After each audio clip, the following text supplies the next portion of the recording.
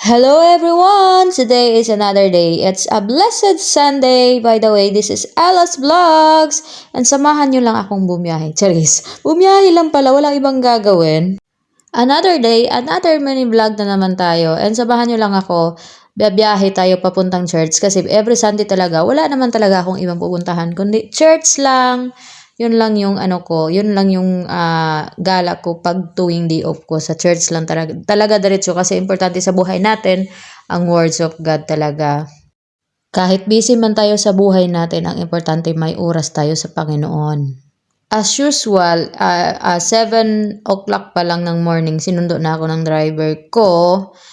Kaya maaga siya. Sabi ko naman, wag niya akong sunduin ng malilate siya kasi ang biyahe ko kay medyo mahaba-haba kaya kailangan niyang agahan. At ayaw ko din nalilate talaga. Pag may pupuntahan ako, ayaw ko talagang nalilate ako.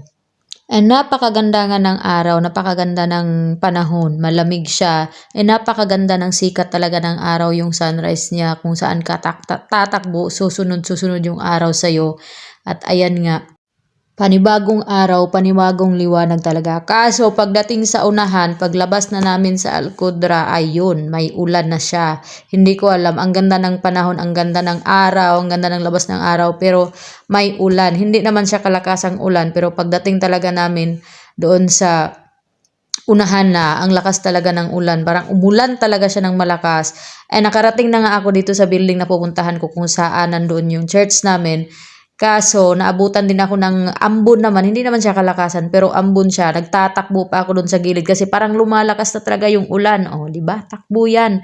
Umikot pa kasi ako sa likod kasi doon ako dadaan. Kasi pag sa big entrance kasi, wala, hindi pa bukas. And ito na nga, fast forward. Nakarating na tayo sa church.